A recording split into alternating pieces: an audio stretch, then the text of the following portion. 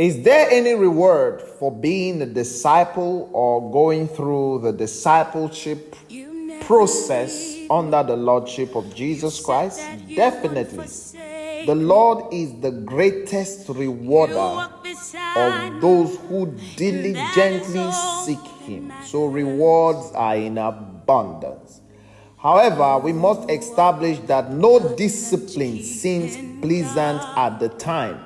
In fact, it is painful. Later on, however, it produces a harvest of righteousness and peace for those who have been trained by it. You see, in Kingdonomics, we emphasize righteousness, peace, and joy in the Holy Ghost amidst production, distribution, and consumption. So we say Kingdonomics is righteous production, peaceful distribution, joyful consumption with the use of thought, tongue, talent, treasure, and time, and its value in eternity.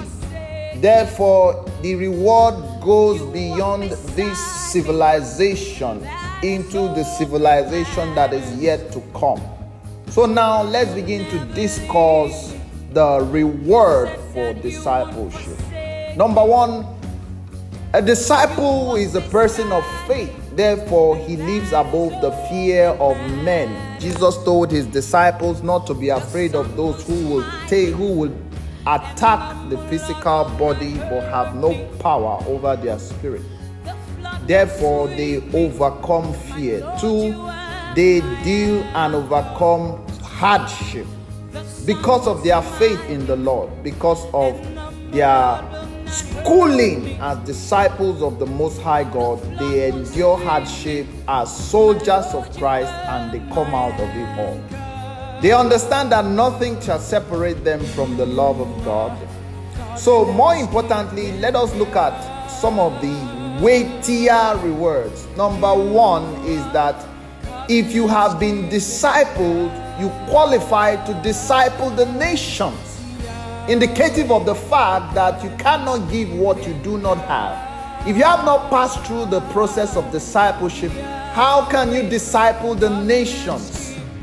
The commandment to disciple the nations are for those who have graduated from the school, from the procedures of discipleship, and now have become friends, sons, and even co-heirs with Christ.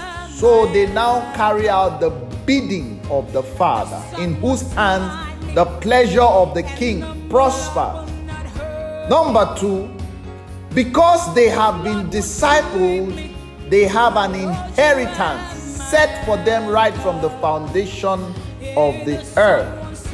You know, the parable of the kingdom where Jesus talked about the talent, it reveals an aspect of discipleship, because having given them this talent, it is expected that those that brought in returns, those that were fruitful, those that increased and multiplied, subdue the earth and fill the earth, the king now gave them dominion over cities in the civilization that is yet to come. So you see, the reward is outstanding. The reward is great. So there is more to being a disciple.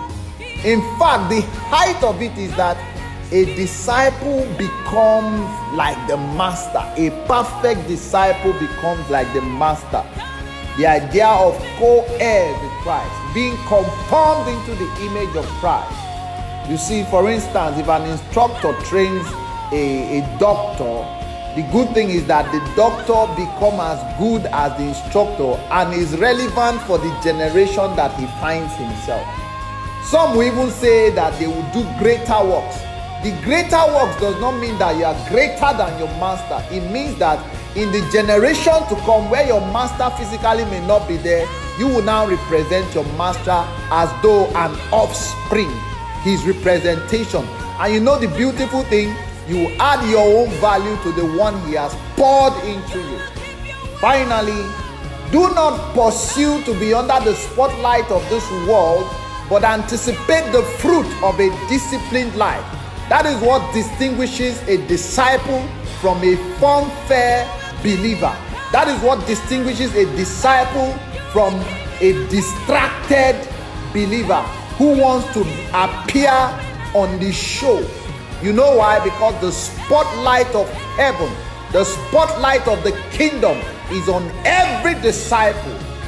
Just as we are surrounded with great cloud of witnesses, so is the heavenly spotlight shining upon every disciple to evaluate their performance and to glorify the God who has called them to put their hands on the plow and be part of a kingdom that cannot be shaken. God bless you.